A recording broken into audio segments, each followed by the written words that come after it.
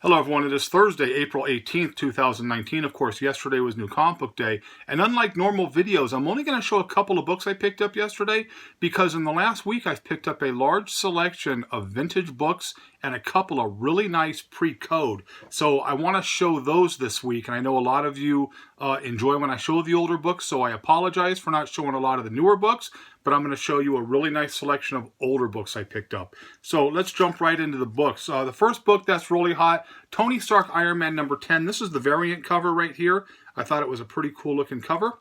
And then you have the regular cover, which is right here. The significance of this book is that there was a new armor. Now, whether or not that takes off, it was called the Godbuster armor. And I will show you a picture of it here real quick, if we have it, because usually when something new comes out, it becomes a real hot commodity. That's kind of the Godbuster armor right there. And, you know, it's a different twist, so I thought, you know, pick up a couple just to see. And the book that was really hot yesterday that a lot of people were jumping on was Naomi number 4.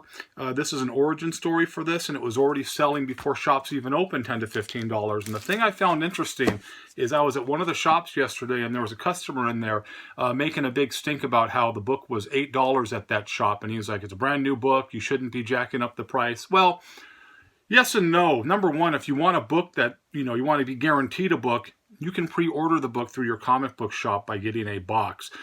Shops have the right to make money as well, and I don't have a problem with a shop if a book comes out and they fill their orders for their box customers and then they want to pull a couple aside and get the going rate for a hot book. I don't have an issue with that because the bottom line is people are doing it to shops all the time. As long as the shop doesn't jack the price up and tell the customer who ordered the book prior that it's going to be a higher price, I have no issue with shops doing that. So I'd like to hear your thoughts on that. Does a shop have a right to fill their box customers' orders and then take a couple of the books themselves that they had left over and ask a higher price for it if it's selling that way on eBay and it's a hot book? Personally, I think they do. So there was that.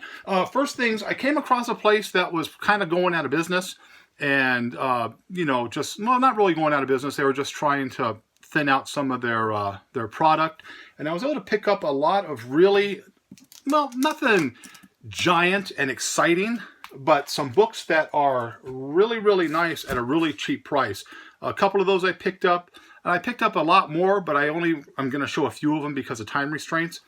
Things like Frankenstein Monster. I picked up a lot of singles of this book. Of course, different numbers.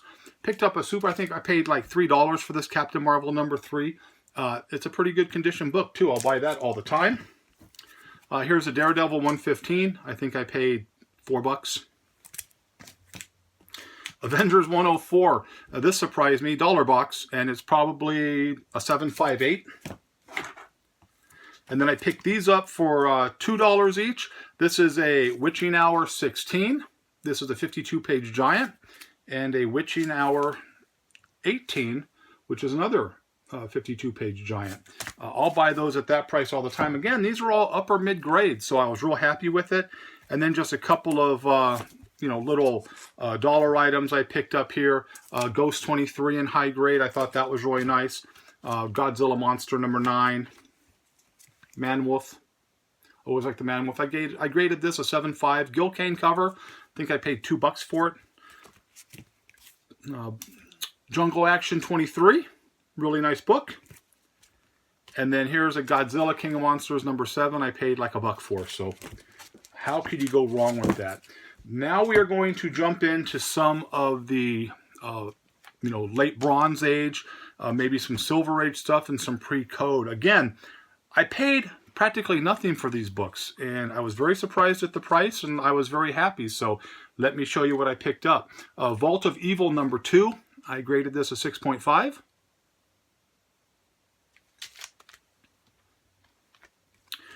Crypt of Shadows number 1.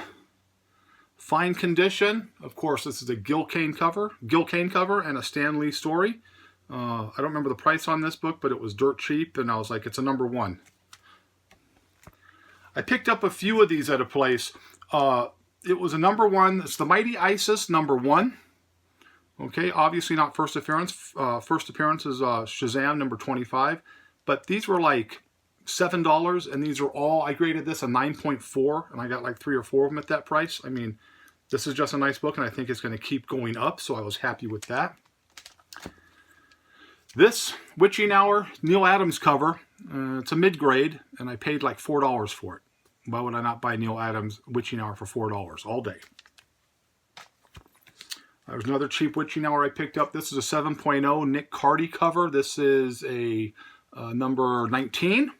Again, another big 52-page giant. I buy these. If they're in halfway decent condition, I'm going to buy these because these are getting harder and harder to find in good condition. And again, anything with that witch right there, I'm all over it. One of my favorite all-time covers, and I don't see this cover enough, and when I saw it, and I saw the condition, this is a 7.5. It's a Nick Cardy cover, and the price, which was nothing, right here, this is Ghost number 14. Love that cover. Always have. Always loved that cover. This is another one of those books that I'll grab as long as the condition's pretty decent. I'm going to grab it. This is a very fine 8. This is Adventures into Fear, or just Fear if you're looking it up in the Overstreet. Number 14, early Man-Thing appearance. I like that right there. Really cool. I graded this an 8.0.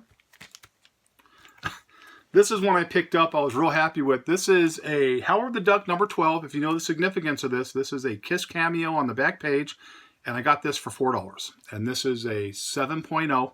And of course, with my grading being as tough as it is, you probably know it's a higher grade. But that's just a great book right there. I love Howard's face on that right there. Chamber of Chills, number 6. This is a John Romita Sr. cover. And of course, this is, I graded this a Fine Plus. Looks really nice in that.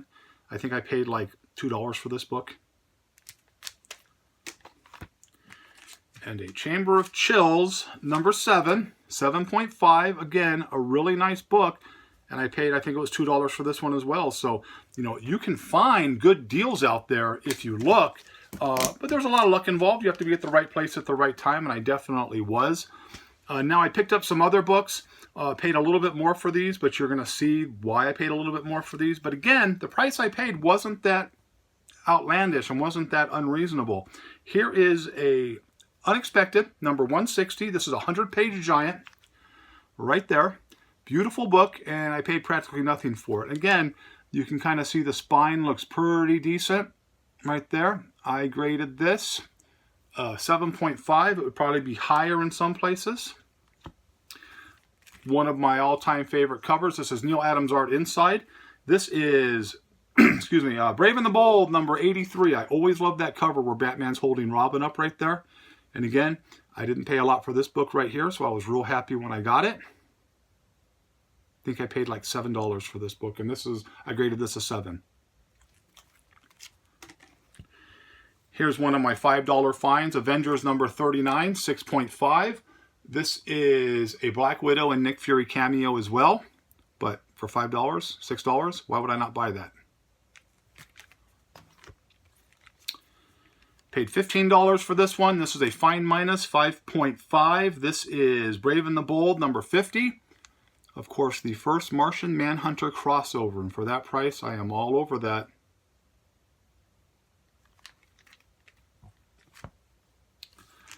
Got a real good price on this. This is only a VG 4.5. It could be a little higher. I could probably get a 5.55 out of it, but I was comfortable with a 4.5.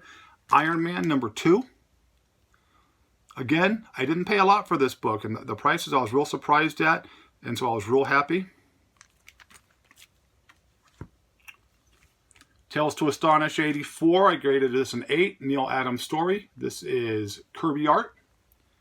There's a Hulk story inside where this is. That's a really nice book right there. Really clean, really nice. 8.0. Probably one of my top 5 Captain America covers of all time. This is a 7.5. It's a Stan Lee story. Captain America 125. I didn't pay a whole lot for that. I think I paid like $8 for this one. Really nice book. Here's one of my surprise pickups right here. I got this for $15. This is a good VG. I graded a 3.0. This is Batman number 135. Why would you not pay that for this book?